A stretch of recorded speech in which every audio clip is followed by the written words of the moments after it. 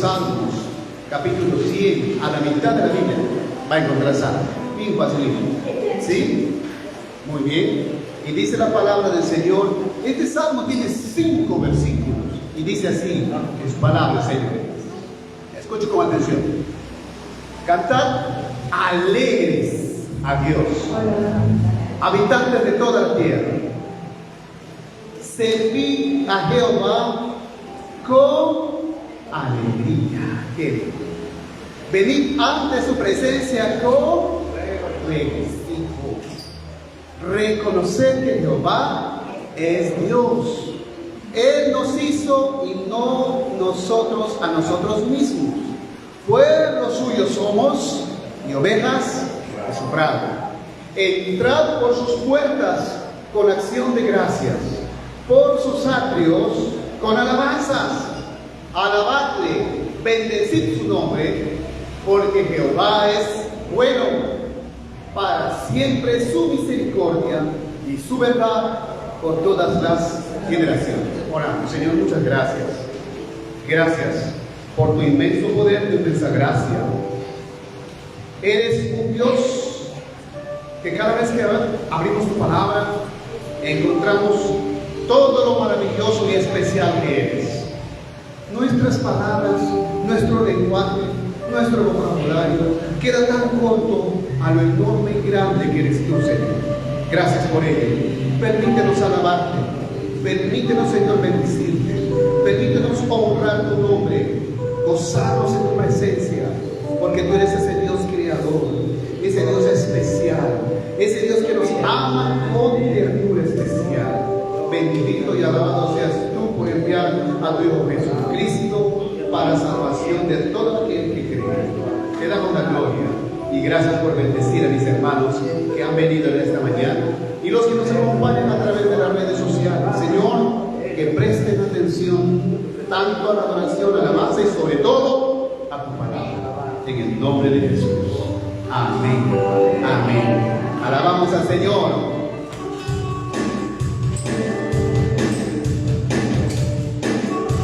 La única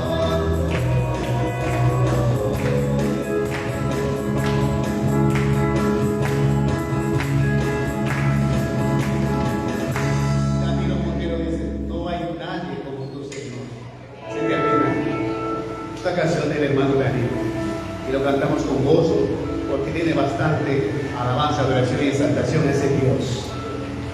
Este cántico me llena de mucha esperanza, de mucha emoción, porque cuando Él venga muchas cosas van a cambiar, muchas cosas. Tu sufrimiento y tu sufrimiento se acabará. Aleluya. Él volverá.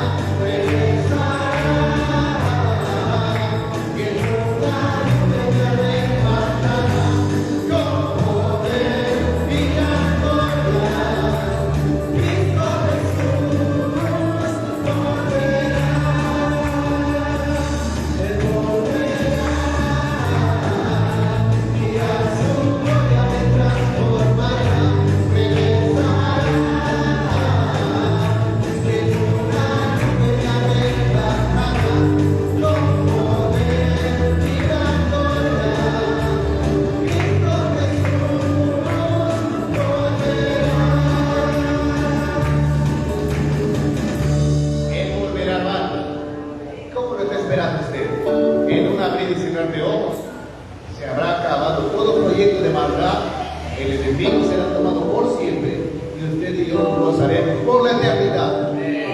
Como dice la anterior alabanza, le vamos a alabar por toda la eternidad. Aleluya.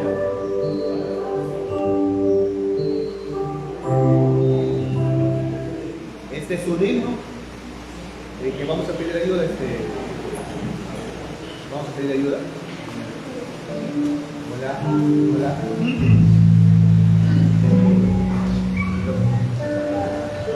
No, se acabó.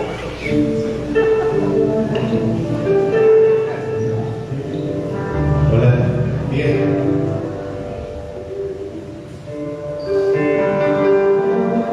Este himno habla de la condición del creyente que de continuo tiene pruebas, que de continuo tiene luchas, pero en sus luchas y pruebas tiene que ir al Señor. No acuda a brazos del hombre imperfecto, humano y perverso. Busque en primer lugar a Dios. Todo digo a Cristo.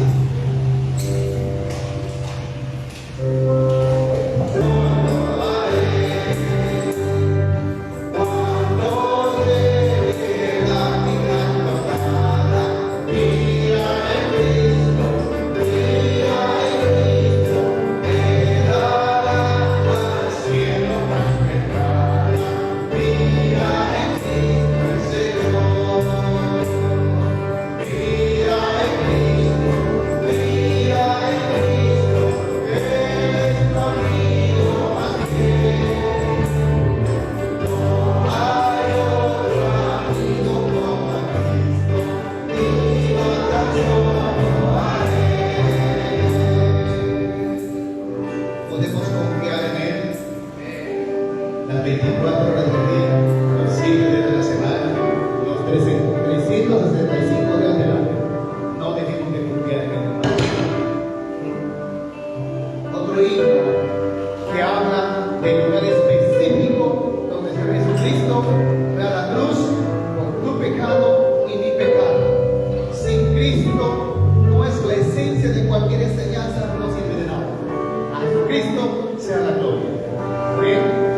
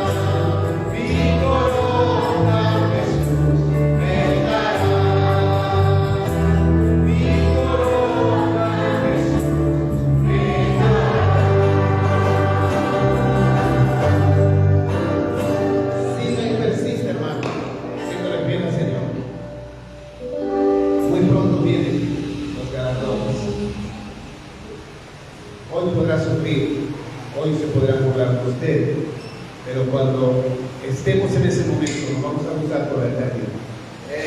Tenga esa garantía.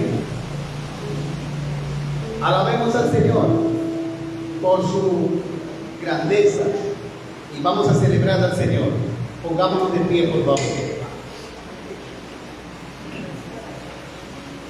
Vamos a celebrar también dando los tiempos y las ofrendas, hermanos. Cantando esta hermosa alabanza. Celebrar a Cristo. Celebrar.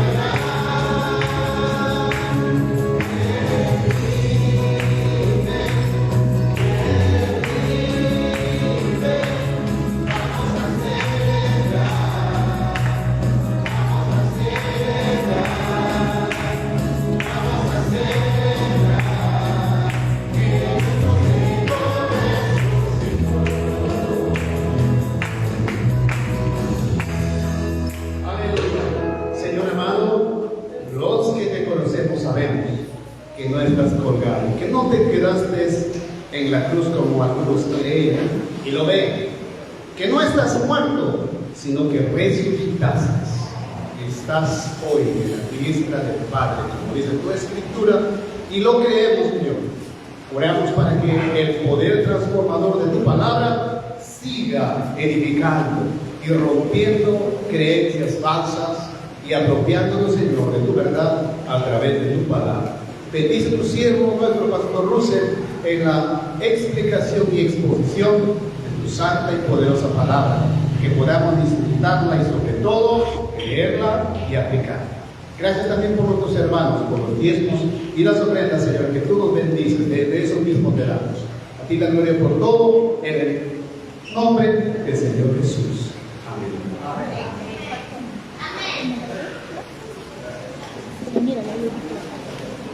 Buenos días, amados. Yo no me escucho, pero ustedes sí. Allá. Un saludo cordial y fraterno a mis amigos y hermanos que nos siguen a través del Facebook. Que el Señor les siga bendiciendo conforme a sus necesidades y de la manera grandiosa que Él sabe hacer. Como dice el texto bíblico, mi Dios pues suplirá todo lo que os falta, conforme a sus riquezas en gloria en Cristo Jesús. Aprecio mucho el valor y la disposición que hayan tenido de poder llegar en esta mañana, a pesar de la intensa lluvia, ¿verdad? La intensa lluvia. Y gloria a Dios por la lluvia limpia el medio ambiente. La lluvia bendice las plantas, a los ríos y a todos nosotros. Así que cuando llueve, gloria a Dios. Y cuando no llueve, gloria a Dios. Todo lo hace Dios en su santa y soberana voluntad. Mientras cantábamos este coro que dice, Él volverá,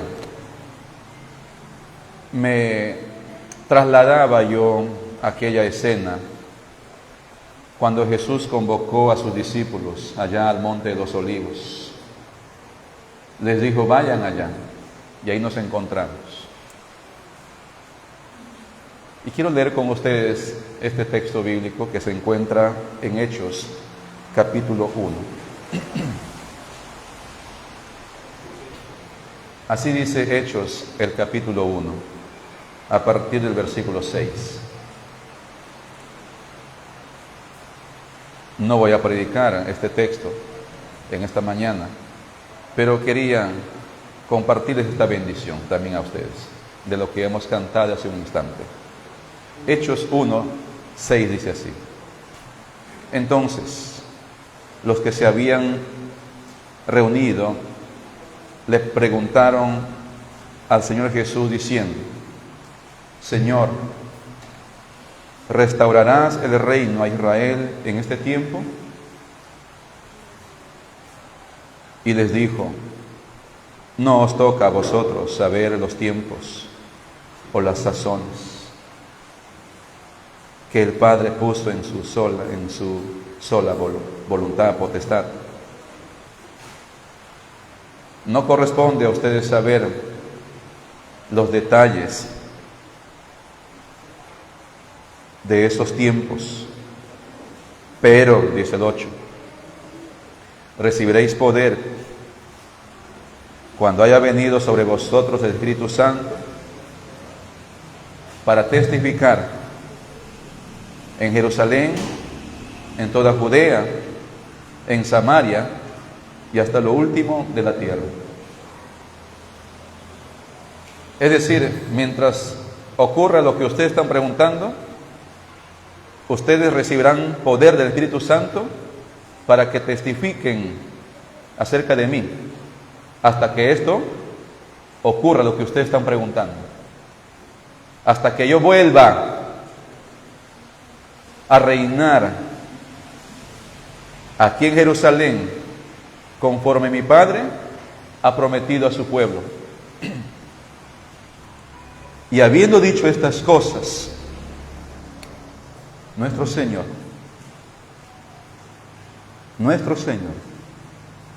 viéndolo ellos, fue alzado, hermanos, fue levantado nuestro Señor aquel día en el Monte de los Olivos, y le recibió una nube que le ocultó de sus ojos. Y estando los discípulos, ellos con los ojos puestos en el cielo, entre tanto que el Señor se iba hacia arriba, he aquí se pusieron junto a ellos dos varones con vestiduras blancas, los cuales también les dijeron, varones galileos, ¿por qué estáis mirando? ¿Por qué estáis mirando al cielo? Este mismo Jesús, que ha sido tomado de vosotros al cielo, así vendrá como le habéis visto ir al cielo. 10. y estando ellos con los ojos puestos en el cielo. Entre tanto que él se iba, he aquí se pusieron junto a ellos 2 varones, con vestiduras blancas, 2 ángeles, para consolar a los discípulos, para animar a los discípulos,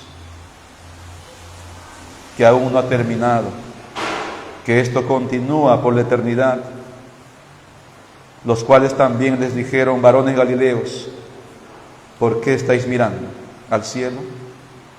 Este mismo Jesús, gloria a Dios, este mismo Jesús,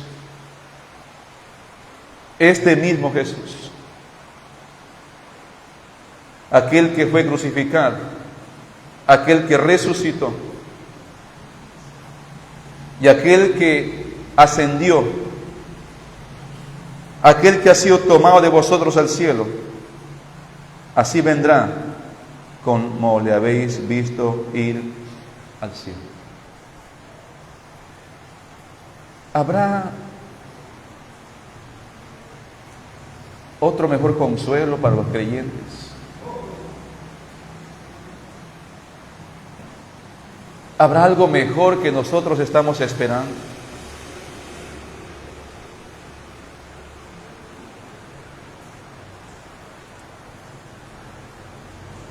Nuestra falta de fe nos conduce a olvidarnos de esta gran promesa.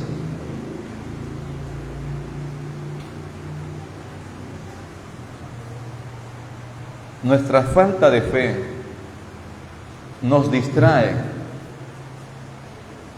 en otros asuntos menos importantes como aquella promesa.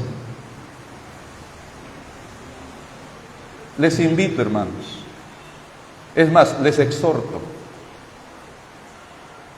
a recordar esta promesa. Frente a las pruebas, a las dificultades, a las lágrimas, al llanto, a la soledad, a la ansiedad, a la depresión, a las enfermedades, a la muerte, pensemos en esta gran promesa que Dios nos ha dado a través de su palabra, a través de estos 2 ángeles. Cristo volverá.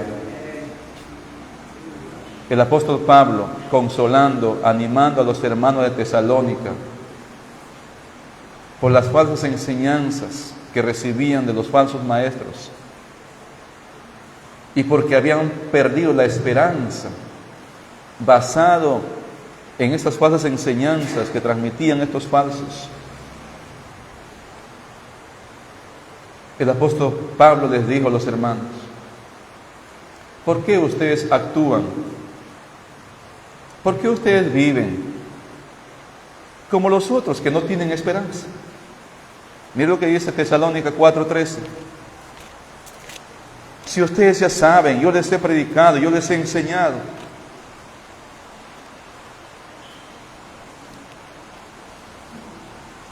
Primera Tesalonicenses 4:13. Tampoco queremos, hermanos, que ignoréis acerca de los que duermen, para que no os entristezcáis como los otros que no tienen esperanza.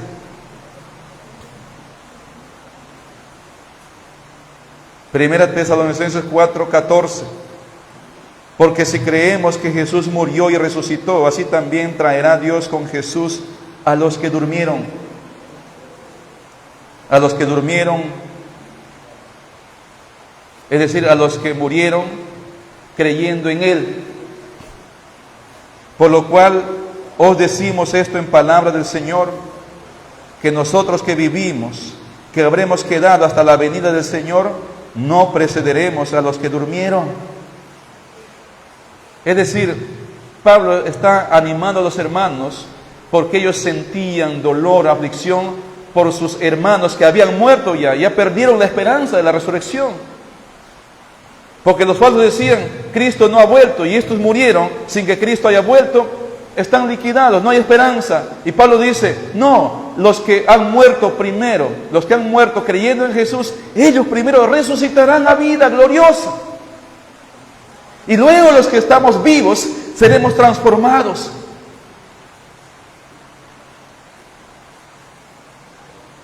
Corintios dice, en un abrir y cerrar de ojos. Y no es que ellos irán a otro lugar y nosotros iremos a otro lugar. No, en las nubes nos reuniremos juntamente con Jesucristo para estar para siempre con Él.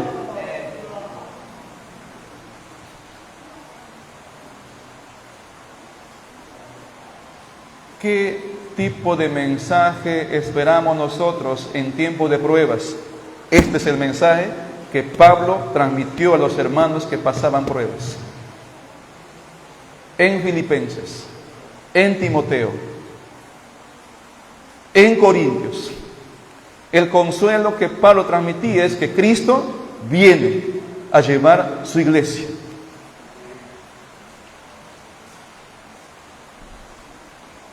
Para cualquier tipo de prueba, de problema que los hermanos tenían, la receta era la misma. Cristo viene. ¿Y cuál era la explicación de la misma receta que el apóstol Pablo daba a los hermanos que tenían diferentes situaciones? ¿Cuál era la receta? ¿Cuál era la explicación? Que cuando Cristo viene, se acabarán todos los problemas. No es cuando uno viene a Cristo, no.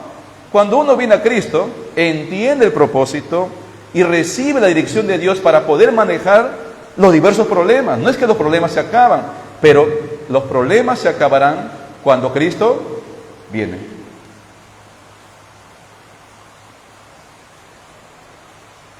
Tengo la sospecha que a ustedes no les gusta esta noticia. A mí me parece que ustedes quisieran vivir toda la vida con sus problemas. No veo que se alegran. Así será, pues. Hermano, nunca he visto gente reaccionando sin interés ante una gran noticia. ¿Qué pasa, hermanos? ¿Por qué no se gozan? ¿Por qué no se alegran ante tan grandísima noticia? Promesa de Dios. Expresen al Señor su alegría, su gozo. Hablando, sonriendo, glorificando a Dios. Seamos gratos, valoremos lo que Dios ha hecho por nosotros a través de Cristo.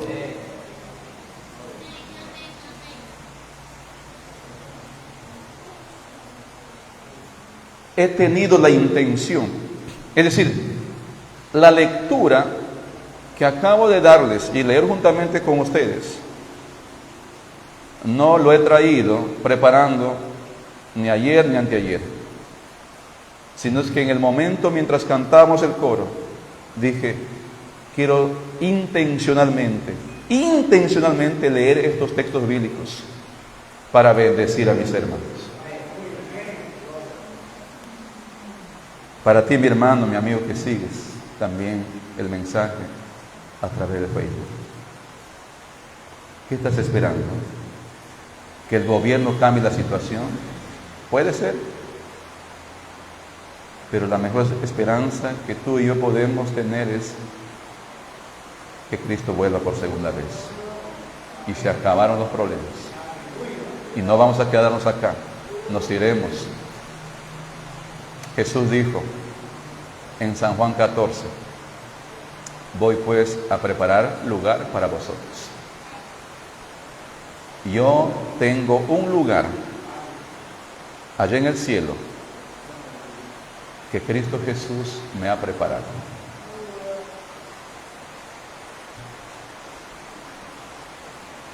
Soy especial para Dios. Ustedes también. Hermanos, cada uno de ustedes, si depositaron su fe, su confianza en Jesucristo y lo que Él hizo en la cruz, por amor a nosotros, vives en el Evangelio, amas a Cristo Jesús, amas a Dios, predicas la palabra, sirves al Señor, hay un lugar en el cielo para usted.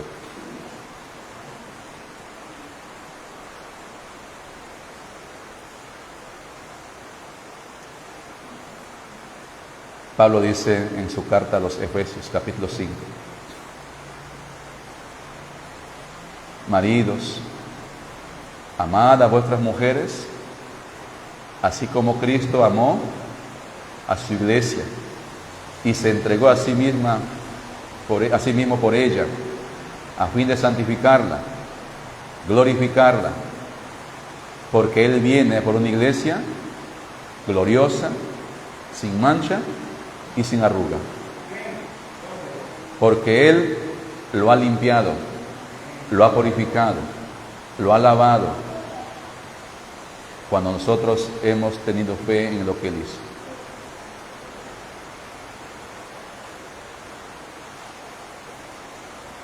En la cultura judía,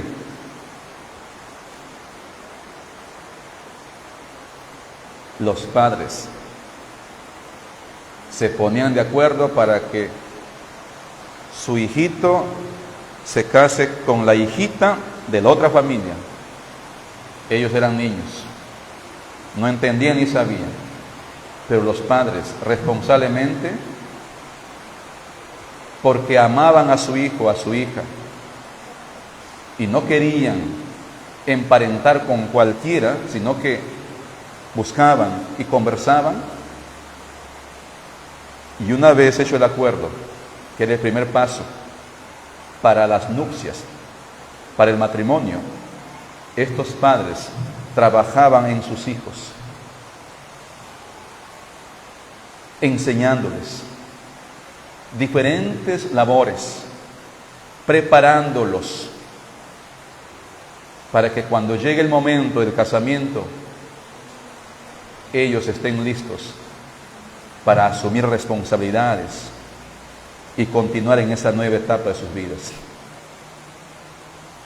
Llegado el tiempo de la presentación, ellos se encontraban y había una fiesta, una ceremonia, donde se formalizaba el compromiso. Más o menos como nosotros conocemos también la pedida de mano, el compromiso. José y María llegaron a la segunda etapa y luego se alejaron. Después del conocimiento de estos dos jóvenes, ellos se distanciaban. Después del segundo paso, el novio, ¿sabe a dónde se iba el novio? Se iba a construir una casa, a trabajar para construir una casa donde llevar a su esposa, a su amada. Y mientras el novio iba a construir la casa, ¿qué hacía la novia? La novia se dedicaba al embellecimiento. Hermanos, el novio cuando volvía después de construir su casa, no sé en cuánto tiempo, si la dejó bella, ¿cómo creen que la encontró después de ese trabajo de embellecimiento? Más bella. ¿Cómo pues va a desanimarse ese novio de continuar con esta novia? Estaba más enamorado que antes. Construía su casa, él volvía para cumplir con el siguiente paso del matrimonio.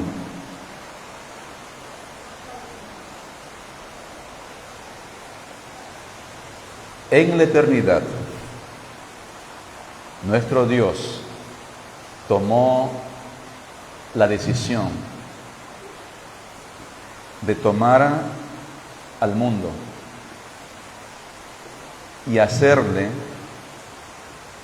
la novia, la esposa de su amado Hijo. Decisión de Dios en la eternidad. Envió a su amado Hijo y conoció a su novia, y su novia conoce al novio Jesucristo el Señor dio su vida en la cruz por su iglesia, por su novia. San Juan 14. Él se fue. El novio se fue. Abandonando a la novia, no. Voy pues a preparar lugar para vosotros. Porque en la casa de mi Padre muchas moradas hay. Y si eso no fuera cierto, yo no los estaría engañando. Volveré pues y tomaré a mí mismo, dice San Juan 14, y tomaré a mí mismo. ¿Qué cosa es eso? Su propio cuerpo, para llevarlos, a fin de que esta mi iglesia, mi novia, mi esposa, esté donde yo estoy. Así que Jesús se fue a preparar el lugar para ti y para mí. Y mientras el novio se fue a preparar el lugar, ¿qué debe hacer la iglesia, la esposa, la novia? Embellecerse. Porque bien linditos quiere encontrarnos. ¿Cómo nos embellecemos? Santificándonos, purificándonos. No hay una novia que viva como le da la gana mientras vuelva a Jesucristo. Se purifica, se santifica, se consagra cada día, como dice el texto de Efesios, a fin de encontrarla sin manchas y sin arrugas, usando todas las líneas de embellecimiento que hay en el mercado, no, entregándose y consagrándose a la sumisión del Espíritu Santo. Está en ti y está en mí.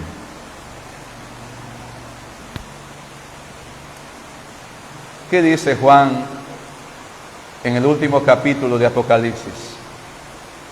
No venga, Señor, dice. ¿Qué dice? Ven, Señor, ven. Y la iglesia dice, ven, Señor, ven.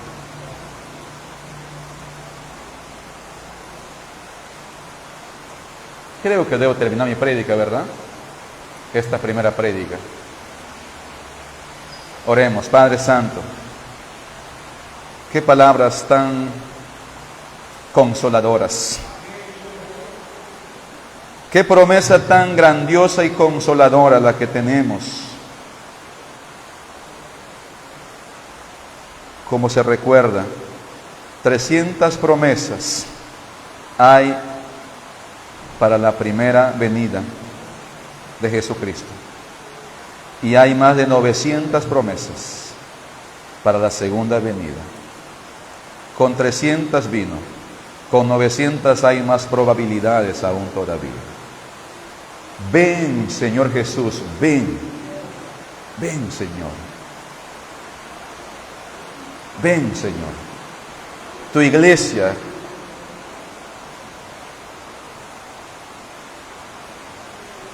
te espera. Nosotros, como iglesia local, te esperamos para irnos contigo y estar para siempre. No nos toca a nosotros conocer las sazones de los tiempos, sino que nos corresponde por ahora testificar del Evangelio glorioso tuyo, santificándonos, purificándonos, consagrándonos cada día, animándonos, alentándonos, mirando al cielo, como dice Pablo en su carta a los hermanos de Colosa, mirando al cielo, buscando las cosas de arriba, donde está Cristo, a la diestra del Padre. Te amamos, nuestro Dios, te exaltamos, te bendecimos, y siga bendiciéndonos en esta mañana a través de tu palabra, porque hemos venido, Señor, a alimentarnos, a animarnos, a consolarnos, a edificarnos a través de tu palabra también en esta mañana. En el nombre glorioso, santo, único de Jesucristo. Amén y amén. Qué fuerte lluvia nos bendice el Señor, ¿verdad? Gracias a Dios por este lindo techo que tenemos. No filtra, estamos seguros aquí. podemos estar hasta que la lluvia deje de caer. Yo calculo hasta las 5 de la tarde más o menos. Porque según Google, va a llover hasta las 5 de la tarde más o menos. Y como la hermana Perla trajo almuerzo hoy día, podemos seguir después del almuerzo, ¿verdad? O la hermana se va a varar con su almuerzo hoy día. No creo, ¿verdad? No lo creo. Hermanos, ¿ustedes disfrutan estas reuniones? Y yo también. ¿Cómo dice hermana? Los jueves, ¿verdad? Así, culto presencial. Ese virtual como que nos tiene medio desequilibrados, ¿verdad? Se va y vuelve otra vez y nos desconecta, ¿verdad? Pero en Cristo Jesús estamos recontra conectados. Mediante su Espíritu, recontra conectados, ¿verdad? El internet a veces es un problema, pero cuando Cristo viene, no habrá necesidad de internet. No habrá necesidad. No vamos a estar pensando que ya nos cortan el internet, tenemos que pagar, porque si no, estamos desconectados, ¿verdad? Se acabaron los problemas. ¿Qué haremos cuando estemos con el Señor? Nada más que adorarlo. Nada más que adorarlo. Si usted no tenía la buena costumbre de adorar al Señor, estando acá, va a tener que aprender allá. Abran sus Biblias en el libro de Gálatas, capítulo 4.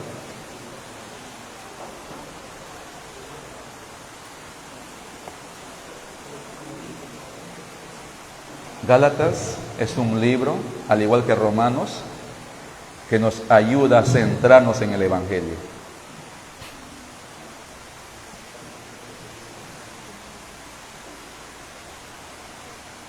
Ustedes saben que en el comportamiento cristiano evangélico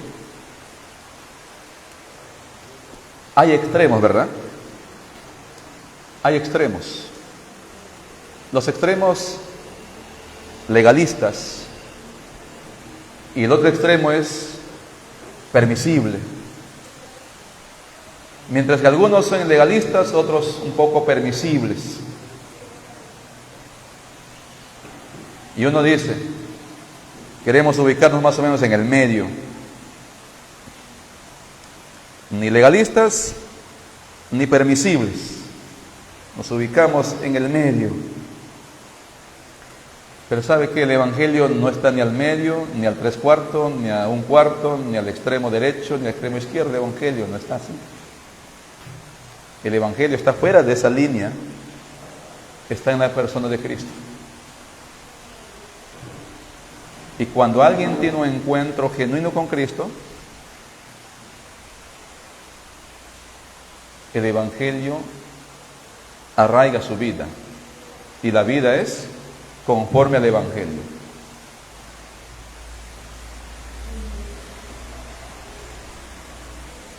Ni legalista, ni permisible.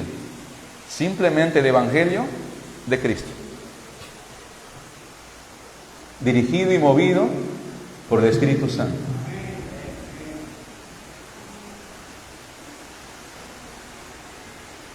¿Recuerdan en ocasiones a nuestro Señor ante la opinión de los fariseos, diciéndole como que es muy permisible? ¿Recuerdan? Les recuerdo la idea, o la escena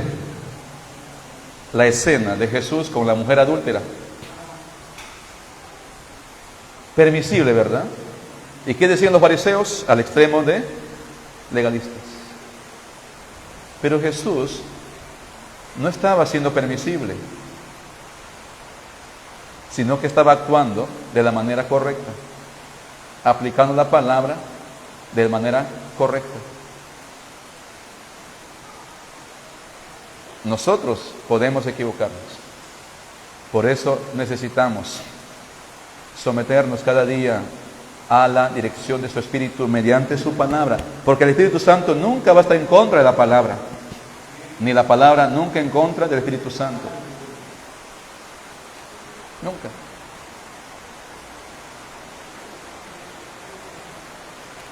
Hermanos,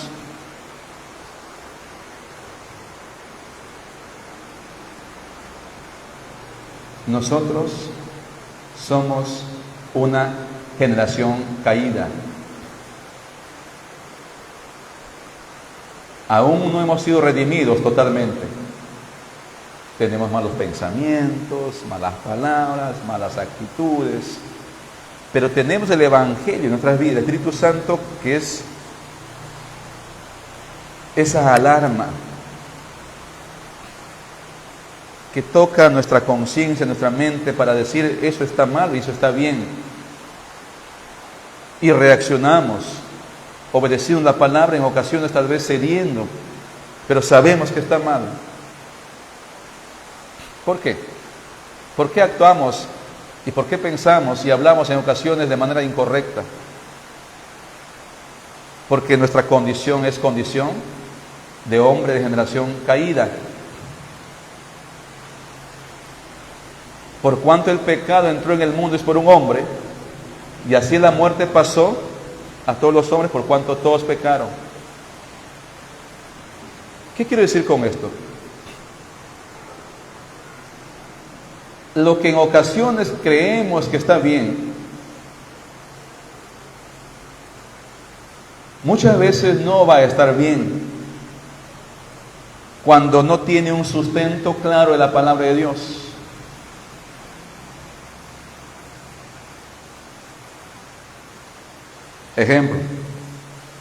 Un ejemplo bien práctico, bien común y que todos van a conocer y van a reaccionar. ¿Qué piensan los hermanos en cuanto a la música? ¿Cómo debe ser la música que el creyente debe cantar, debe realizar para adorar a Dios? Hay diferentes opiniones. Imagínense ustedes en esa condición caída que tenemos, aún siendo creyentes, vamos a opinar a veces en la condición de nuestro agrado, de nuestro gusto. Al que le gusta la salsa va a decir, no, pero no está mal la salsa. Lo que importa es la letra. Al que le gusta el tecno va a decir, pero el tecno, la música es de Dios y con el tecno podemos glorificar a Dios. Cuidado con lo que dice nuestro Señor. Y los que le adoran deben adorarlo en espíritu y en verdad, porque tales adoradores busca que lo adoren.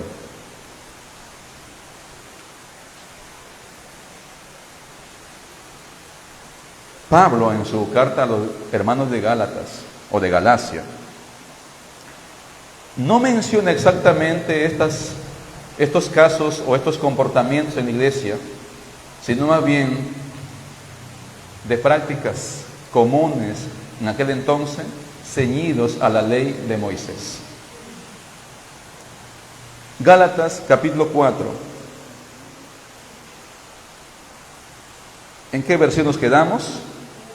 En el 7, a partir del 8. A partir del versículo 8. En el capítulo 4, el apóstol Pablo continúa describiendo las ventajas que el Evangelio tiene sobre la ley. El Evangelio de la fe, el Evangelio de Jesucristo, que tiene sobre la ley ventajas,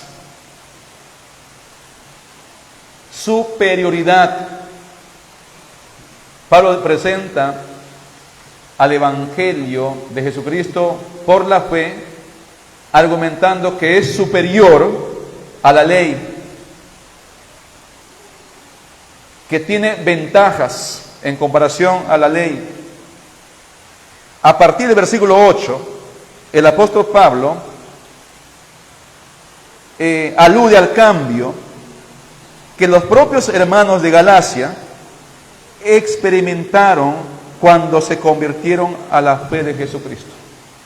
Dice así, leamos juntos lo que dice Pablo en el capítulo 4, versículos del 8 en adelante. Ciertamente, en otro tiempo, mira lo que dice, ciertamente en otro tiempo, no conociendo a Dios, servíais a los que por naturaleza no son dioses. ¿Cuál era la conducta de los hermanos de Galacia? Idólatras. Servían a otros dioses que no son dioses. Más ahora, conociendo a Dios ahora, o más bien siendo conocidos por Dios, ¿cómo es que os volvéis de nuevo a los débiles y pobres rudimentos a los cuales os queréis volver a esclavizar?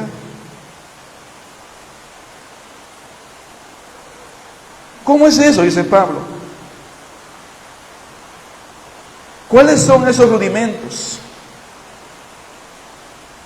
¿Cuáles son esas prácticas que ustedes quieren volver?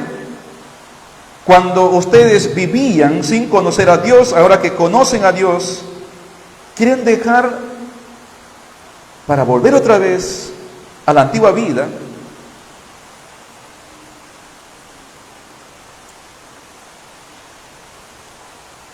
Ellos practicaban rituales para adorar a sus dioses. En la región de Galacia, los griegos se caracterizaban por tener muchos dioses. Muchos dioses. Entonces Pablo les dice, ustedes, ahora conociendo a Dios, al único Dios, ¿quieren volver nuevamente a vivir como si no conociesen a Dios? ¿Queréis volver a esclavizar a esos débiles y pobres rudimentos? La salvación es un regalo de Dios, pero que también demanda responsabilidad, le dice Pablo. Una responsabilidad muy seria, muy comprometida en la nueva vida del Evangelio por medio de la fe y no por medio de las obras de la ley. Esa obligación seria consistía en la obediencia a los mandamientos morales y no los mandamientos ceremoniales. Los principios morales y espirituales. Y Pablo les dice, ustedes quieren volver a practicar esos mandamientos ceremoniales, dejando los mandamientos morales y espirituales que ahora tenemos en Cristo Jesús,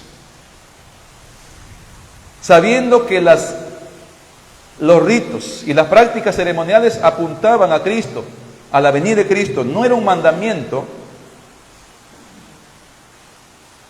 para la iglesia.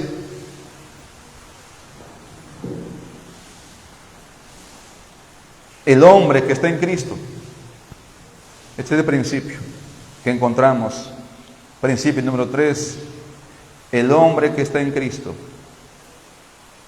ya no vive en la idolatría, ni siendo esclavo de la ley.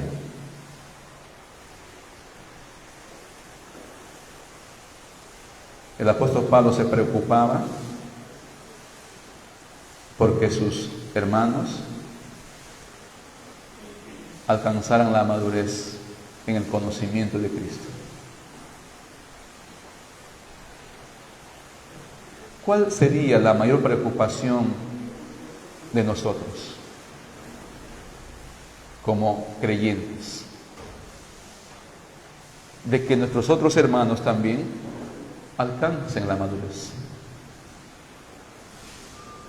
Habían otras necesidades, como siempre, pero el mayor anhelo del apóstol Pablo era que sus hermanos sean maduros en la fe. Él no tenía otra preocupación más. Le preocupaban las almas. Él se preocupaba de las almas que se centren en el Evangelio y que maduren en la fe. Pablo quería también que ellos puedan asimilar las enseñanzas que él les había dado. Les pide a los hermanos que ellos se identifiquen con él, porque él también se había identificado con ellos.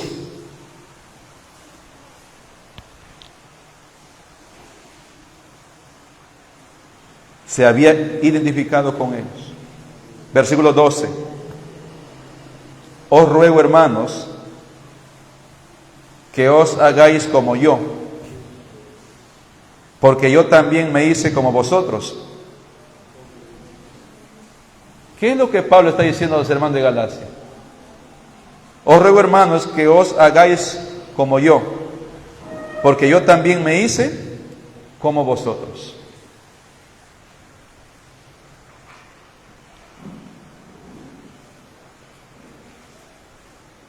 Pablo, es posible que el apóstol Pablo está haciendo mención a la vida pasada que él tenía.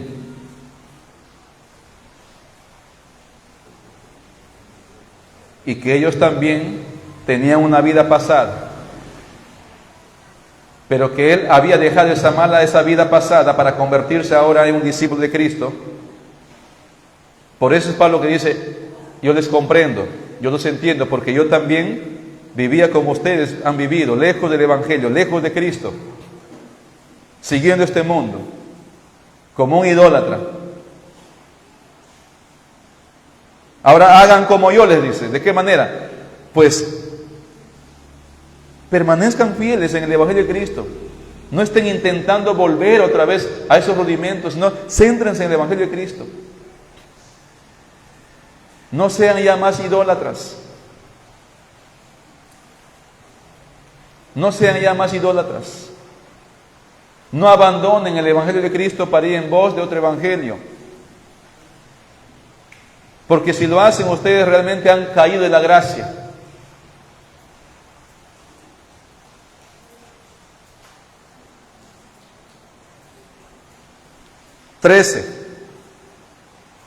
Pues vosotros sabéis que a causa de una enfermedad del cuerpo, os anuncié el Evangelio al principio. Y no me despreciasteis, ni desechasteis por la prueba que tenía en mi cuerpo. Antes bien me recibisteis como a un ángel de Dios, como a Cristo Jesús. ¿Dónde pues está esa satisfacción que experimentabais? Porque os doy testimonio de que si hubieseis podido, os hubierais sacado vuestros propios ojos para dármelos. ¿Me he hecho pues vuestro enemigo por deciros la verdad? ¿Cuál es el principio aquí? Hermanos, debemos valorar. Debemos valorar no solamente el Evangelio de Cristo, sino también a los que llevan y traen el Evangelio de Cristo. Repito, debemos valorar el Evangelio de Cristo.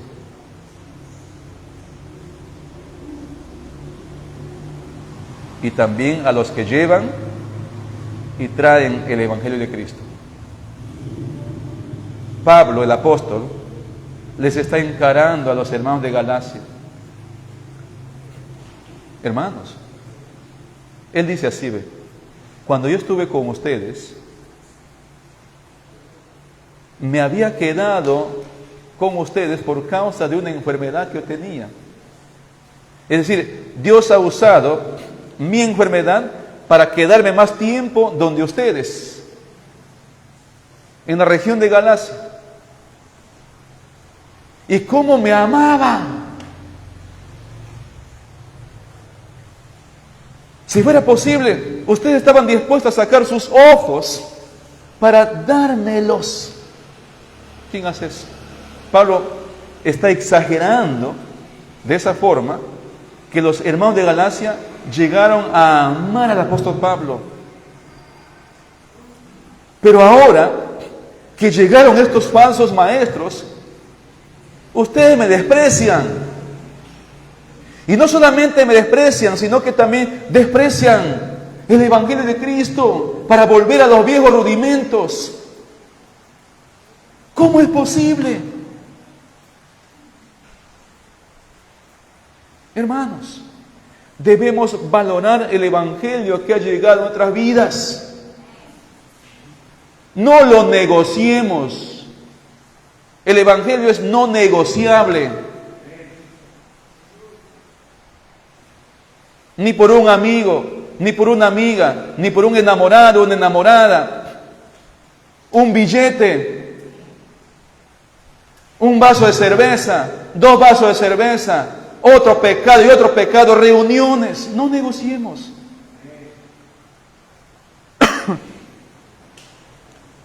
Quiero agua, Lucas. Negocie conmigo. Gracias, Lucas.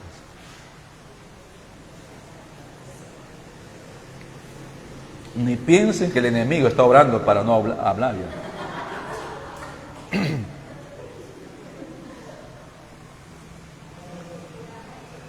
Otros pensarían así, ¿no? Está predicando el pastor muy fuerte, enérgicamente, y el enemigo no quiere que predique. Mire su voz cómo va. No, es la vejez. Es la vejez, hermanos. Es la caída. Este cuerpo se va desvaneciendo. Pero dice Pablo que el interior debe ir cada día rejuveneciéndose, fortaleciéndose. Esa es la idea. Pero a veces no es así, ¿verdad? Como que ambos van decayendo también.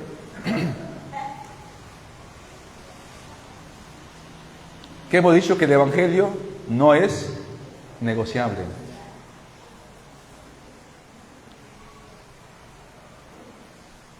No podemos negociar por un plato de lentejas.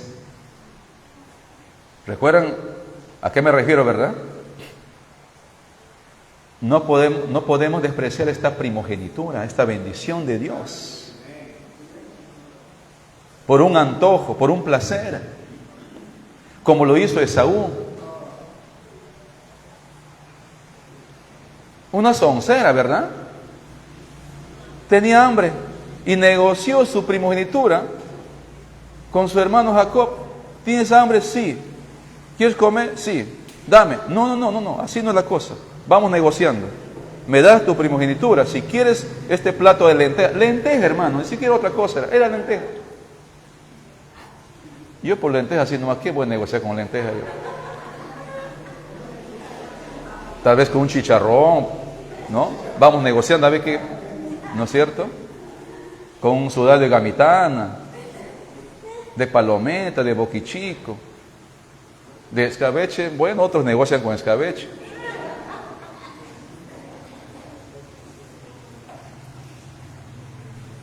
Ok, le decía, quiero comer. Ok, te doy este plato, este guiso de lenteja, guisado de lenteja, pero me das tu primogenitura. ¿Y qué dijo Esaú? ¿De qué me sirve? Ajá. ¿De qué me sirve el Evangelio? Dicen algunos cuando negocian. Si puedo volver a conseguirlo otra vez. Hermanos, valoremos lo que somos en Cristo Jesús. No hay otra cosa mejor que podemos conseguir fuera de Jesús. Conseguimos un lugar en el cielo. Conseguimos una familia celestial. conseguimos toda la eternidad con Cristo Jesús. Pero también valoremos a los que traen el Evangelio, a los que llevan el Evangelio. Quiero leer lo que dice Pablo en Romanos 8. Chiquitito nomás. Les prometo que terminaré mi prédica cuando la lluvia cese de caer, ¿ya? Pueden orar en esa dirección. ¿Está bien? Terminaré mi prédica cuando termine de llover. Romanos 8. Dice así. Perdón, Romanos 10. Eso también ya es un asunto de lo que ustedes saben ya. Romanos 10 a partir del 14. Dice así. ¿Cómo pues invocarán a aquel en el cual no han creído? ¿Y cómo creerán en aquel de quien no han oído? ¿Y cómo oirán sin haber quien les predique? ¿Y cómo predicarán si no fueren enviados? Como está escrito, cuán hermosos son los pies de los que anuncian la paz, de los que anuncian buenas nuevas. Mas no todos obedecieron al Evangelio, pues Isaías dice, Señor, anuncian la paz, de los que anuncian buenas nuevas, hermanos. Usted sabe que hay hombres que van por lugares que nosotros ni nos imaginamos, anunciando el Evangelio de Cristo, por los ríos, por la montaña, por los Andes, por el desierto, que son hermosos los pies. Es decir, hermoso es el caminar, el trabajo que ellos hacen. Debemos valorar, hermanos. Valoren a los predicadores, a los pastores, ámenlos. ¿Sabe? Quiero mencionar esto. Los pastores somos incomprendidos. Somos discriminados. Somos despreciados. Los pastores. Porque desconocen.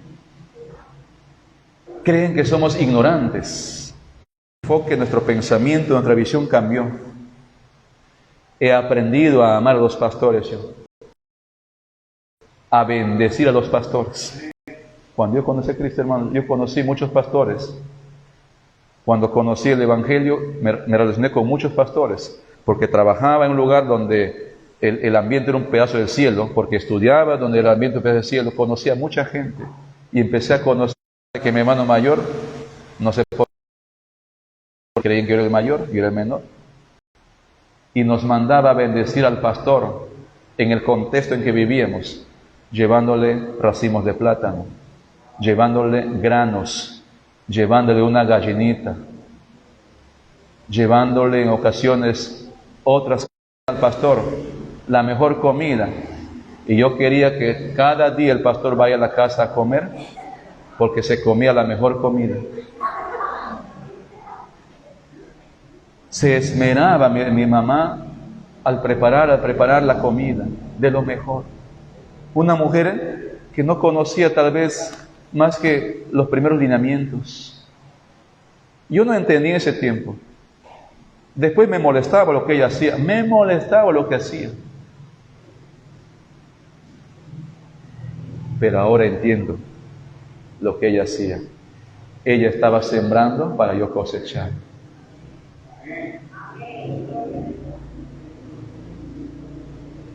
Hay hombres y mujeres, no solo en esta iglesia, en muchas iglesias, que también hacen eso. Bendicen a los que predican la palabra.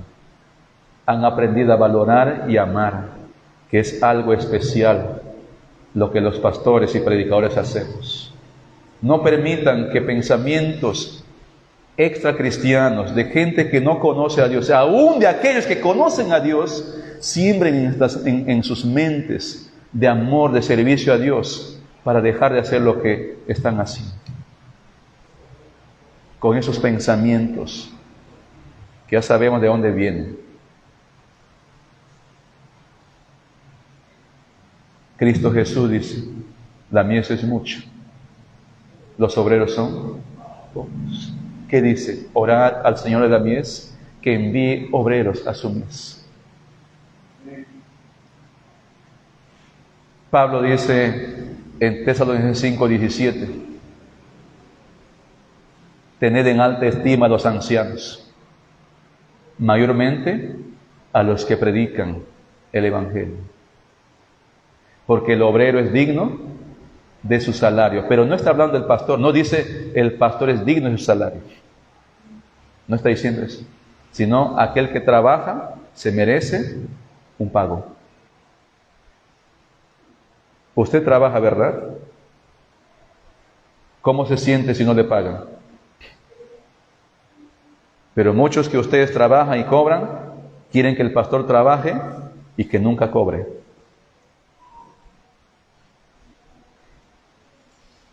No hay consistencia, no hay coherencia.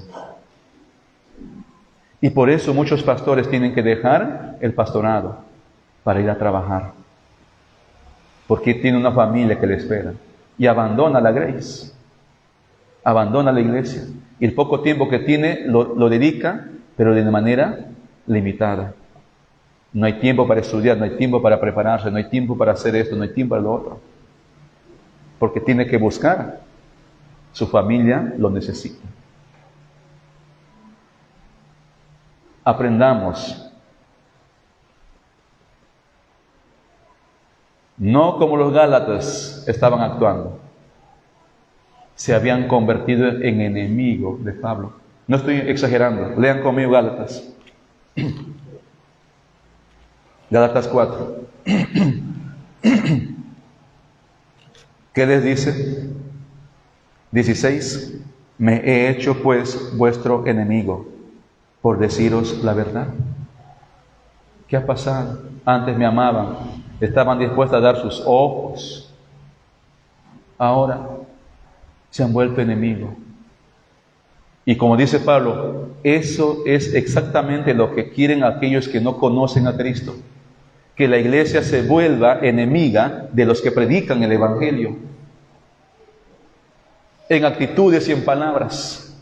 Es triste escuchar creyentes hablando mal de lo que los pastores hacen, de lo que el predicador hace, de lo que los obreros de Dios hacen. En vez de cambiar de todo, orando, apoyando. Si él no puede, yo apoyo, ¿verdad? Por amor a Dios y porque yo quiero hacer tesoros en los cielos.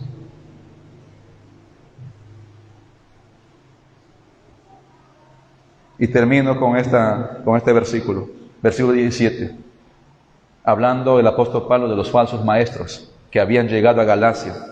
Tienen celo por vosotros, dice Pablo. Estos falsos tienen celo por vosotros, pero no por cosa buena, dice, pero no para bien, sino que quieren apartaros de nosotros para que vosotros tengáis celo por ellos.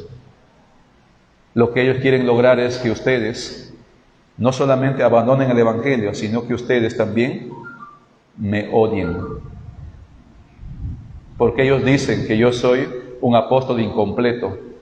Así decían los falsos. Ese Pablo es un apóstol incompetente e incompleto. Como dicen hoy en día de los predicadores también, que son incompetentes e incompletos. Hermanos, si alguien no predica a Cristo, él es incompetente y está incompleto. El Evangelio es Cristo Jesús, que llegó a la tierra en cumplimiento a la promesa que Dios hizo, no solo a Abraham, sino a todas las naciones de la tierra. Y cuando Jesús llegó, se hizo hombre. Más temprano los niños recitaron este versículo.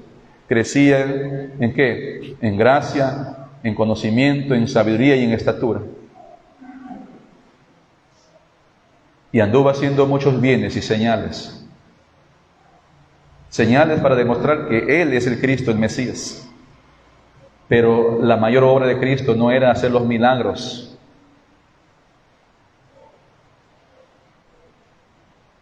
de alimentación de 20,000, de 25,000, de resucitar al hijo de la viuda de Naín, al hijo de Jairo, a la hija, ¿verdad? A la hija de Jairo, ni a Lázaro, que son 3 resurrecciones que Jesús hizo.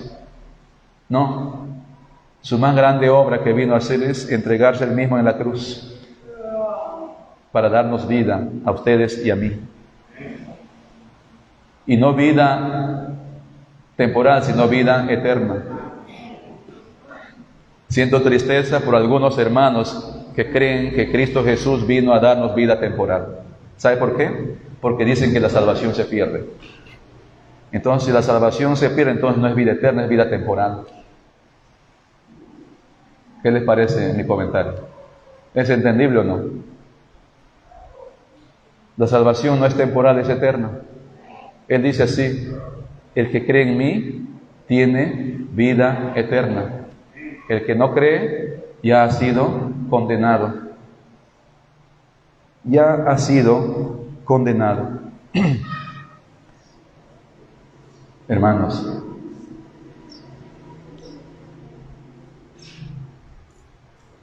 si creemos en Cristo, lo tenemos todo. No nos falta nada. Porque lo único que necesitamos es a Cristo. Único. Y lo único que tenemos es a Cristo. Y si tenemos a Cristo, lo tenemos todo. Y termino con esta ilustración. Un hombre envió a su hijo al ejército.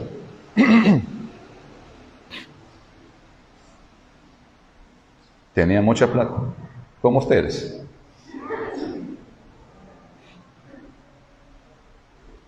Y estando en el ejército, conoció él a otros jóvenes. Y conoció un amiguito en el ejército. Pero este hijo de este gran hombre murió. Y este su amigo hizo un retrato de este joven. Y cuando volvió al pueblo, llegó a la casa del padre para dar la noticia que su hijo había muerto. Y él dijo: pero traje un retrato de tu hijo. Una cosa así, ¿no? No era un artista. Pintó algo. Y el padre, emocionado, cogió ese cuadro y valoró mucho eso. Y el padre un día murió. Y el mayordomo hizo la subasta de todos los bienes de este hombre. Mucha gente llegó a aquel lugar a comprar. Este hombre coleccionaba cuadros, carísimos cuadros. Y el mayordomo dijo: según el testamento del señor tal, empezaré vendiendo este cuadro. Y sacó el cuadro. Era un cuadro ordinario, que nadie sabía de qué se trataba. Era una figura de alguien.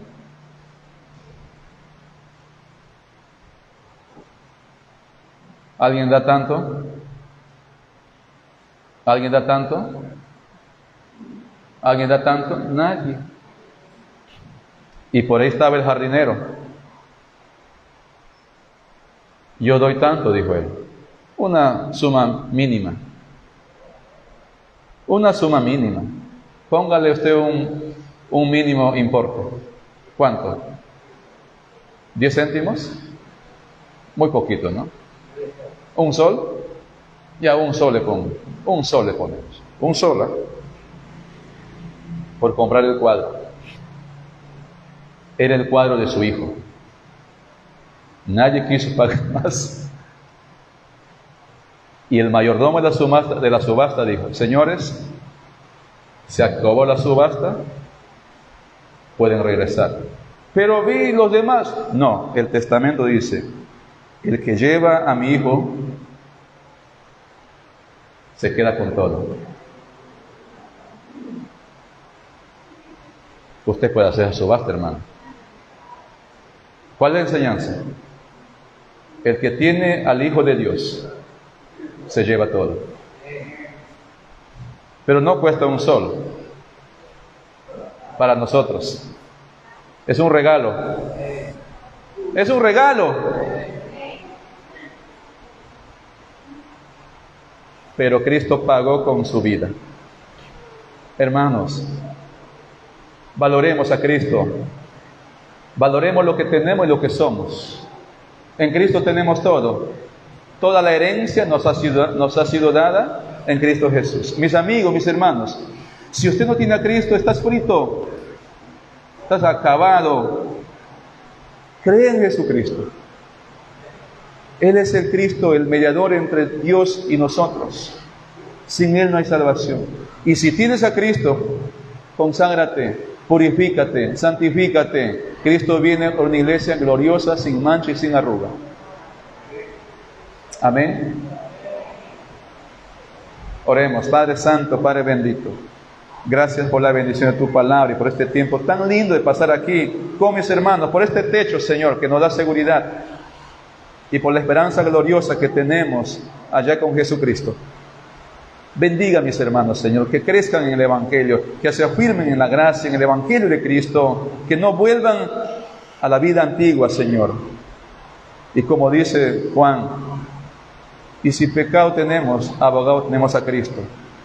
Y si pecamos, volvamos a Cristo, pidiendo perdón para caminar con Cristo Jesús. Alabado sea nuestro Dios, en Cristo Jesús. Amén y amén. Dios los bendiga. Dios los bendiga. Un fuerte abrazo a todos ustedes. Si pueden volver, vuelvan. Y si no, aquí está el lugar. Aquí está el lugar. Chao, hermanos. Dios los bendiga también a ustedes. Dios los bendiga. Hasta el siguiente domingo.